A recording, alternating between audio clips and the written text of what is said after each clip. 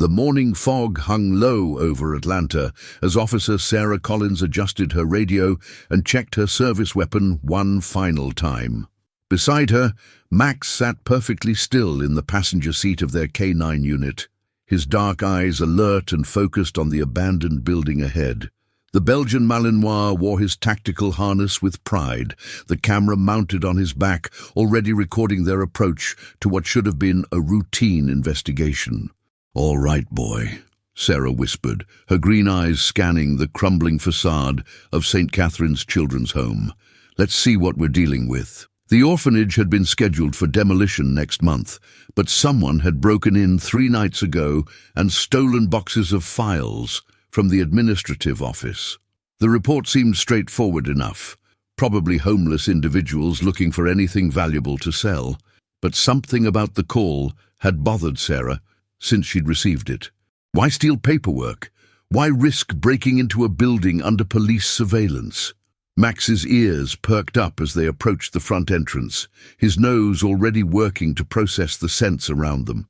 Sarah trusted her partner's instincts more than her own sometimes. In 6 years working together, Max had never let her down. The heavy wooden door stood ajar, yellow police tape fluttering in the autumn breeze. Sarah pushed it open slowly, her hand instinctively moving to her weapon. The interior was darker than she'd expected, with only thin streams of sunlight filtering through boarded windows. "Atlanta PD, K9 unit," she called out, though she doubted anyone was inside. The echo of her voice bounced off empty walls lined with peeling paint and water stains.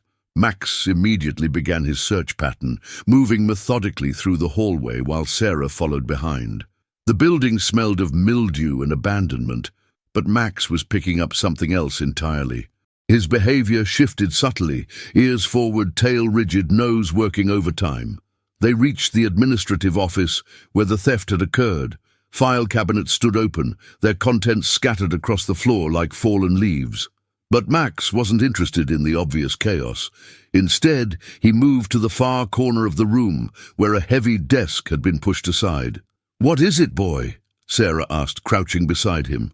Max pawed at a loose floorboard, then sat and looked up at her, his trained signal that he'd found something significant. Sarah pulled out her flashlight and examined the area more closely. The floorboard was definitely loose, and there were fresh scratches around its edges. Using her tactical knife, she carefully pried up the board. Underneath was a small space containing a single manila folder, dusty but intact. Sarah pulled it out with gloved hands, her heart rate quickening as she read the tab. Emergency Relocations, 2013-2015. Inside were photocopies of documents she'd never seen before, transfer orders for children, signed by officials whose names she didn't recognize, and stamped with seals from agencies that didn't appear in any official directory she knew of. Max whined softly, his nose still working. He moved to another section of the room, this time indicating a spot behind the remaining file cabinet. Sarah followed, and together they discovered more loose boards, more hidden documents. "This wasn't random theft," she murmured, photographing each discovery with her phone. "Someone was looking for specific files and they missed these." Her radio crackled to life. "Unit 47, do you copy? This is Collins. Go ahead, dispatch. We've got a woman here at the station asking to speak with whoever's handling the St. Catherine's case. Says she has information about irregularities in adoption records." Sarah glanced at Max, who had moved to the window and was staring intently at something outside. His body language had changed again, alert but not alarmed, as if he sensed something important approaching rather than threatening. "Copy that, dispatch. We're wrapping up here. Tell her we'll be there in 20 minutes.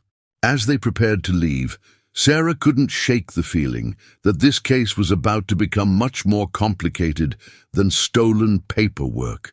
The hidden documents in her evidence bag felt heavier than they should, as if they carried the weight of secrets that had been buried for far too long.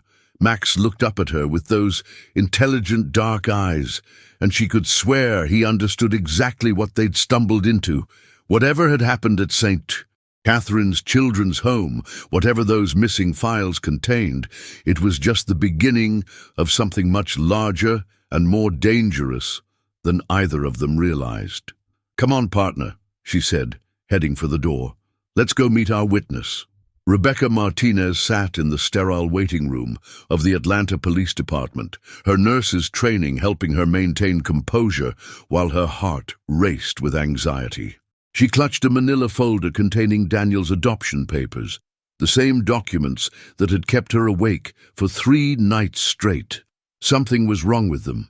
She just couldn't pinpoint exactly what. When Officer Sarah Collins walked in with her imposing K-9 partner, Rebecca felt a mix of relief and nervousness. The officer looked professional and competent, her green eyes sharp and focused. The dog beside her was magnificent, a Belgian Malinois whose intelligent gaze seemed to assess everything in the room. "Mrs. Martinez, I'm Officer Collins, and this is Max. I understand you have concerns about adoption records related to our St. Catherine's investigation." Rebecca nodded, standing to shake Sarah's hand. Max approached her calmly, and she instinctively reached down to let him sniff her hand. The dog's response was immediate and unexpected. His tail wagged slightly, and he leaned into her touch as if they were old friends. "That's unusual," Sarah observed, raising an eyebrow. "Max is friendly, but he's typically more reserved with strangers. He seems to really like you."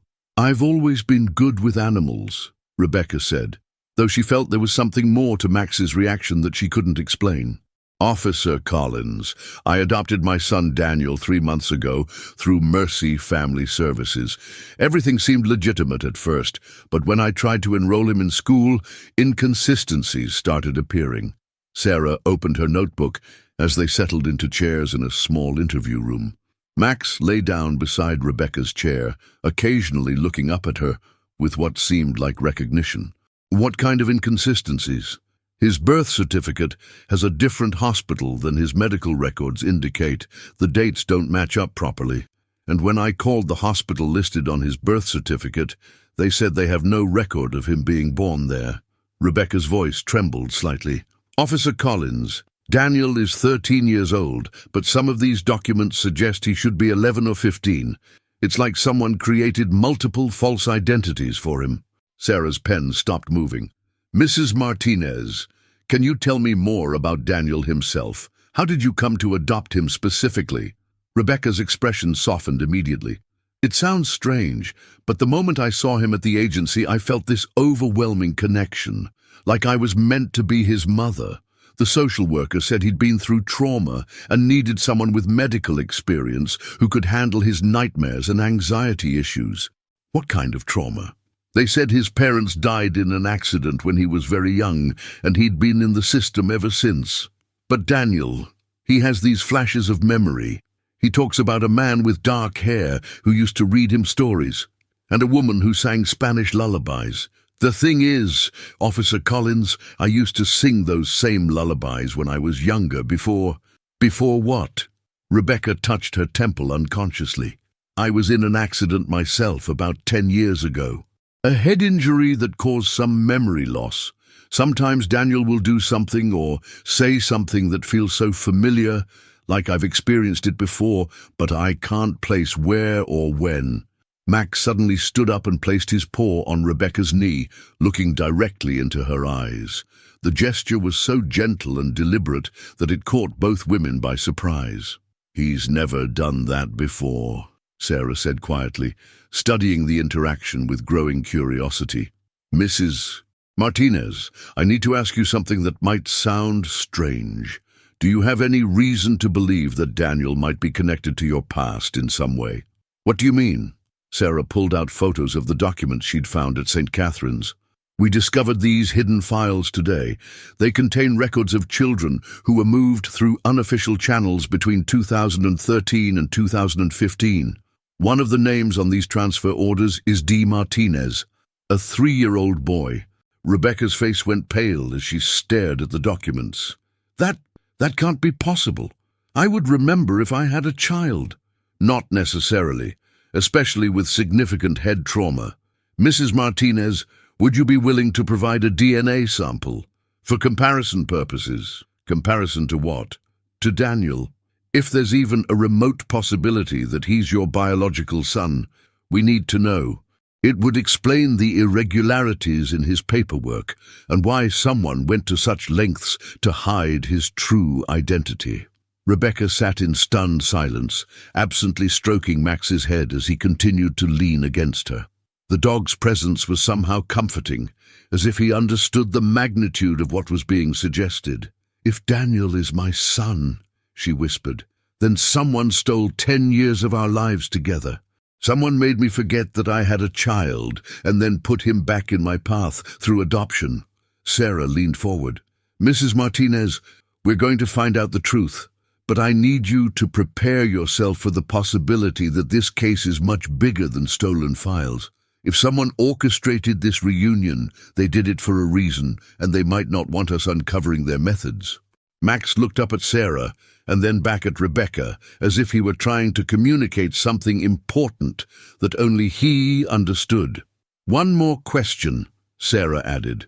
"The accident that caused your memory loss, do you remember any details about it?" Rebecca closed her eyes, concentrating. "It was a robbery. Someone broke into our apartment. There was violence, shouting. I remember being terrified about someone I loved being hurt, but I always thought it was about a boyfriend or fiancé who died that night.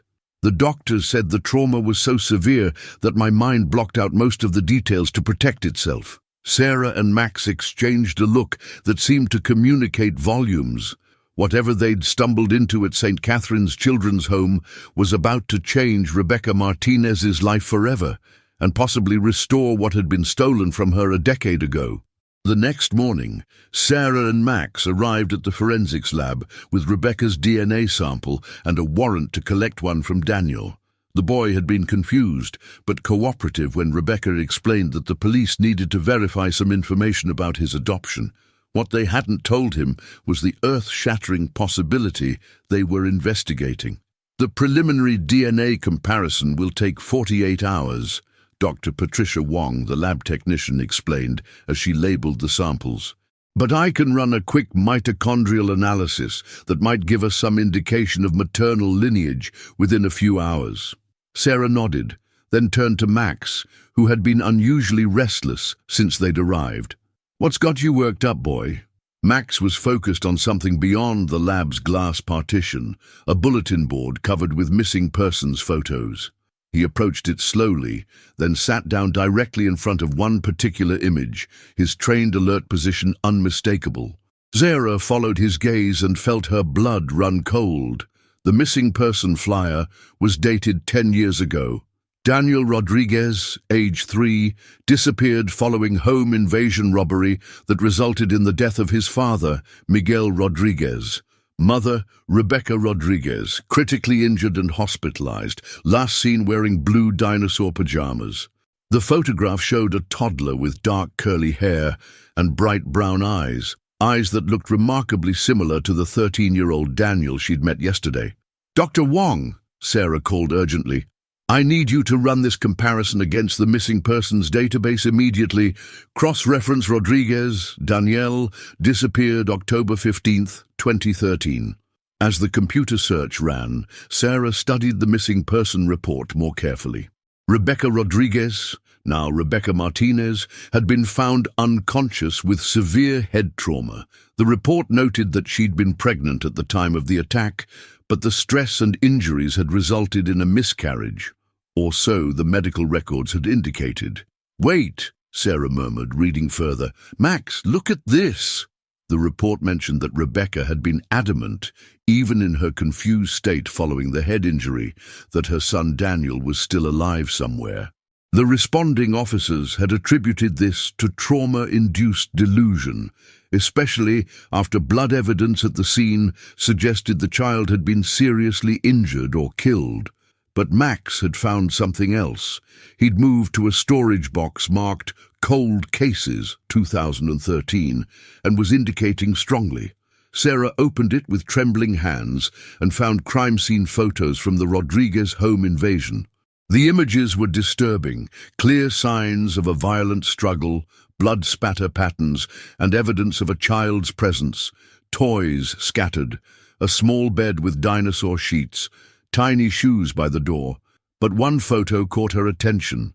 A handprint in blood on the wall, too small to be an adult's, but at a height that suggested the child had been standing, not lying down. "He was alive when they took him," Sarah whispered. "The blood pattern indicates he was mobile, probably terrified but unharmed." Her phone rang. It was Detective Morrison from Missing Persons. "Collins, I hear you're looking into the Rodriguez case. That was mine originally. Strangest damn thing. We had witnesses who swore they saw suspicious activity around that neighborhood for weeks before the break-in, like someone was watching the family, learning their routines." "Detective, what happened to the investigation after Rebecca's memory loss?" "Dead ends everywhere. The attackers knew exactly what they were doing, disabled security cameras, wore gloves, took the kid without leaving traditional forensic evidence. We always suspected it wasn't random, but without witnesses or the mother's testimony, we had nothing to go on." Sarah's mind was racing. What about adoption agencies operating around that time? Any investigations into illegal placements? Funny you should ask. About 5 years ago, we got tips about a network moving children through false documentation, but every time we got close, the trail went cold. Children would disappear from the system, paperwork would vanish, key witnesses would suddenly become unavailable. Max had moved again, this time to a different file box. Inside, Sarah found surveillance photos from various locations around Atlanta, all marked with the same case number as the Rodriguez investigation. The photos showed the same black SUV at different locations over several months in 2013. One photo made her heart stop.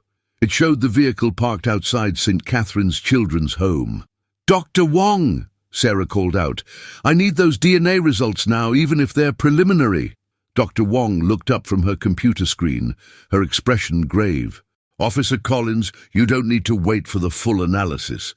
The mitochondrial DNA comparison shows a 99.7% probability that Rebecca Martinez and Daniel are related through the maternal line. But there's something else. I found traces of an older sample in the system." She pulled up another screen. 10 years ago, DNA was collected from the Rodriguez crime scene. Hair samples from Daniel's bedroom. This current sample from the 13-year-old Daniel is a perfect match. Sarah felt the room spin slightly. So Rebecca didn't lose a child to miscarriage. She lost a child to kidnapping, and then unknowingly adopted him back 10 years later. Max seemed to sense the gravity of the moment. He approached Sarah and gently nudged her hand, then looked toward the door as if he knew their work was far from over. "Detective Morrison," Sarah said into her phone, "I need you to reopen the Rodriguez case immediately. We just found Daniel Rodriguez, alive, unharmed, and living with his biological mother who doesn't remember him. Someone orchestrated the most elaborate crime I've ever seen, and they're still out there." As they prepared to leave the lab, Sarah realized that solving this case would require more than police work. They were about to dismantle a decade-old conspiracy that had torn apart a family, erased a child's identity, and somehow manipulated fate itself to bring mother and son back together. The question was, why had someone wanted them reunited now? And what would happen when the people responsible realized their carefully constructed lies were beginning to unravel? Rebecca sat in the police station's conference room, staring at the DNA results in disbelief. Across from her, Daniel fidgeted nervously in his chair, still unaware of the magnitude of what they'd discovered. Sarah had insisted on having a counselor present before revealing the truth to the teenager. "Mrs. Martinez," Sarah began gently, "we need to discuss these results with you and Daniel together. But first, I want you to know that we've arrested 3 individuals connected to the illegal adoption network, including someone from Mercy Family Services." Rebecca's hands shook as she reached for Daniel's. Over the past 3 months, she'd grown to love this boy, with a fierce protectiveness that now made perfect sense. The maternal instinct that had drawn her to him hadn't been coincidence, it had been recognition. "Daniel," Sarah continued, "what we're about to tell you might be difficult to understand, but I want you to know that you're safe, and you're exactly where you belong." Max, who had been lying quietly beside Rebecca's chair, stood up and moved to Daniel. The teenager had always been slightly wary of the police dog, but now Max approached him with the same gentle familiarity he'd shown Rebecca. To everyone's surprise, Daniel reached out and stroked Max's head. "He reminds me of something," Daniel said softly. "Like from a dream, but not really a dream. Does that make sense?" "It makes perfect sense," Dr. Elena Vasquez, the counselor, said gently. "Daniel, sometimes our minds protect us from traumatic memories by hiding them deep inside, but our hearts remember things our minds can't access." Sarah pulled out a photo from the missing persons file, the picture of 3-year-old Daniel Rodriguez. "Daniel, do you recognize this little boy?" Daniel studied the photo carefully, his expression shifting from confusion to something deeper. That's me, isn't it? But my name wasn't Daniel Rodriguez. It was just Daniel. And I lived with—" His eyes moved to Rebecca and something clicked. The room fell silent as understanding dawned on his face. "You're not my adoptive mother," he whispered. "You're my real mother." Rebecca's composure finally broke. Tears streamed down her face as memories began flooding back, fragments at first, then clearer images, singing Spanish lullabies to a curly-haired toddler, reading bedtime stories about dinosaurs. A man with kind eyes who called her mi amor and called Daniel mijo. "Miguel," she gasped. "Your father's name was Miguel. He made you pancakes shaped like animals on Sunday mornings." Daniel's eyes widened.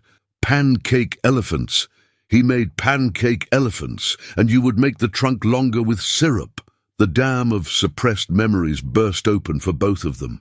Rebecca remembered the night of the attack, being awakened by sounds of breaking glass, Miguel shouting for her to hide with Daniel, the terror of trying to protect her child while men in masks ransacked their home. "They took you," she sobbed. "I tried to fight them, but there were too many. They hit me with something heavy, and the last thing I remember was reaching for you as they carried you away." Sarah had seen many emotional moments in her career, but watching a mother and son rediscover each other after 10 years of forced separation was overwhelming even for her. Max seemed to understand the gravity of the moment, positioning himself between them as if offering protection and comfort. "Mrs. Martinez," Sarah said gently, "we need to know. Have you remembered anything about why they might have targeted your family specifically?" Rebecca wiped her tears, her nurse's training helping her focus through the emotional storm. "Miguel worked in immigration law. He was investigating cases where children were being separated from families and placed illegally. He'd been receiving threats, but we thought they were just trying to scare him away from specific cases. So they killed him and took Daniel to stop his investigation," Sarah concluded grimly. "Then they kept Daniel in their system for 10 years, probably moving him between different illegal placements." Daniel spoke up, his voice stronger now. "I remember different families. Some were nice, some weren't, but I was never allowed to stay anywhere very long. They always said my situation was temporary, that the right family would come along eventually." "The right family," Rebecca repeated. "They were waiting for me to recover enough to function normally. Then they put Daniel back in my path through legitimate adoption channels." Dr. Vasquez leaned forward. "This suggests someone has been monitoring both of you for years, waiting for the right moment to reunite you. The question is why?" Sarah's phone buzzed with a text from Detective Morrison. "Found something big. Meet me at evidence lockup now." "I need to step out for a moment," Sarah told the group. "Max, stay with them." At the evidence lockup, Detective Morrison was waiting with boxes of files and a grim expression. "Collins, we just cracked the Adoption Network's computer system. You're not going to believe what we found." He showed her a digital file labeled Project Reunion. Inside were detailed psychological profiles of Rebecca and Daniel, medical records tracking Rebecca's recovery from her head injury, and surveillance reports documenting their daily routines for the past 3 years. "They've been planning this reunion since 2020, Morrison explained. "Look at this. They have notes about Rebecca's emotional state, her readiness to bond with a child, even her work schedule and favorite coffee shop." Sarah felt sick. They turned this woman's greatest tragedy into an experiment. But why go to all this trouble just to reunite them? "Because of this," Morrison said, pulling out a final document. Miguel Rodriguez wasn't just investigating random illegal adoptions. He was building a case against a network that was trafficking children internationally, using Atlanta as a hub. His research files were never found after his murder. Until now, Sarah realized. They've been waiting for Rebecca's memory to return fully, hoping she'd remember where Miguel hid his evidence. The reunion with Daniel was meant to trigger those memories. "And it worked," Morrison confirmed. "But now they know we're onto them." "Collins, I think Rebecca and Daniel are still in danger." Sarah was already running back to the conference room, her heart pounding. When she burst through the door, she found Rebecca and Daniel embracing while Max stood alert, facing the window with his hackles raised. "We need to move you both to a safe location immediately," Sarah announced. "The people who destroyed your family 10 years ago aren't finished with you yet." Drill! But as sirens began wailing in the distance and Max's warning growl filled the room, Sarah realized they might already be too late. The sirens weren't for them, after all. They were for the coordinated raids happening across Atlanta as federal agents moved in on the trafficking network's remaining operations. Sarah watched from the safe house window as news helicopters circled overhead, reporting on what would become one of the largest child trafficking busts in Georgia's history. Inside, Rebecca sat with Daniel on the couch, both of them surrounded by photo albums and documents that Detective Morrison had retrieved from Miguel's hidden files. Max lay protectively at their feet, his presence providing comfort as mother and son pieced together the lost fragments of their shared past. "Your father was so proud of this," Rebecca said, showing Daniel a photo of his 3rd birthday party. "You insisted on wearing your dinosaur costume for 3 days straight, even to bed." Daniel laughed, a sound that filled Sarah's heart with warmth. "I still love dinosaurs. When you adopted me, the first thing you bought me was a dinosaur encyclopedia. It felt like coming home, but I didn't understand why." "Because it was coming home," Rebecca whispered, stroking his hair the same way she had when he was 3. "Your heart remembered what your mind couldn't." Sarah's phone rang with an update from the task force. "Collins here." "It's over," Detective Morrison reported. "We've arrested 15 people in 7 states, including the head of the network. They've been moving children through fake adoption agencies for 12 years. Rebecca and Daniel were their longest con. They kept Daniel moving through the system while monitoring Rebecca's recovery, waiting for the perfect moment to reunite them and trigger her memories. Did we get Miguel's evidence?" "Every last file. Turns out he'd hidden everything in a safety deposit box under Daniel's name. The key was sewn into Daniel's stuffed dinosaur, the one Rebecca bought him after the adoption. She was unconsciously drawn to replace something from his original childhood." Sarah looked over at the stuffed green triceratops that Daniel clutched in his free hand. Even in separation, a mother's instinct had guided her to give her son exactly what he needed. "What happens now?" Sarah asked. "The network is finished. Rebecca and Daniel are safe to go home, their real home. Oh, and Collins, you and Max broke the case that law enforcement has been chasing for over a decade. There's going to be a commendation ceremony next month." As Sarah ended the call, she watched Rebecca and Daniel sorting through old family photos. Dr. Vasquez had warned that the emotional adjustment would take time. But looking at them now, Sarah saw something beautiful, a family that had survived the worst imaginable circumstances and found their way back to each other. "Officer Collins," Daniel called out, Can Max come visit us sometimes? I know this sounds weird, but I feel like he was meant to help us find each other." Sarah smiled, remembering how Max had reacted to Rebecca from their very first meeting and how he'd led them to every crucial piece of evidence. "I think Max would like that very much. He's got good instincts about people, and he definitely approves of you too." Max's tail wagged as if he understood every word. 3 months later, Sarah and Max attended Daniel's formal re-enrollment ceremony at his old school, where he would finish 8th grade as Daniel Rodriguez Martinez, combining both parts of his identity. Rebecca had legally changed her name back, honoring Miguel's memory while embracing their new beginning.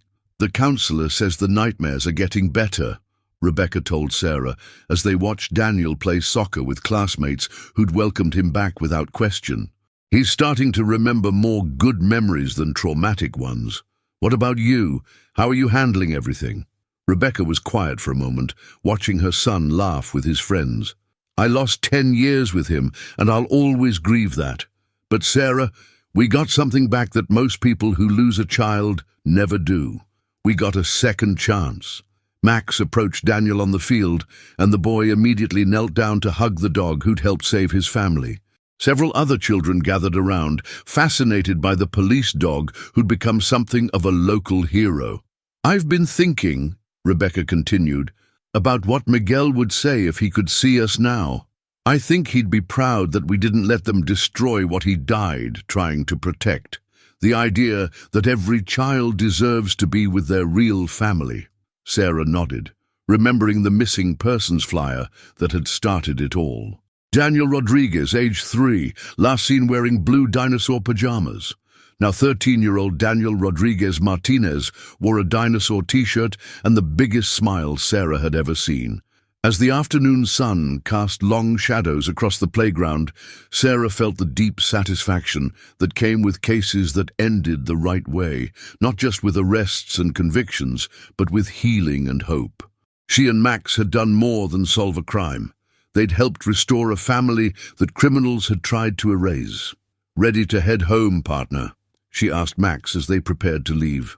Max looked back at Rebecca and Daniel one last time, his tail wagging gently, then trotted beside Sarah toward their patrol car.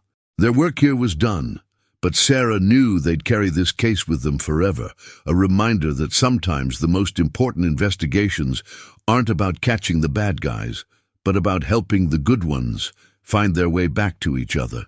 As they drove away, Sarah could hear Daniel's laughter echoing across the playground, the sound of a child who was finally, truly home.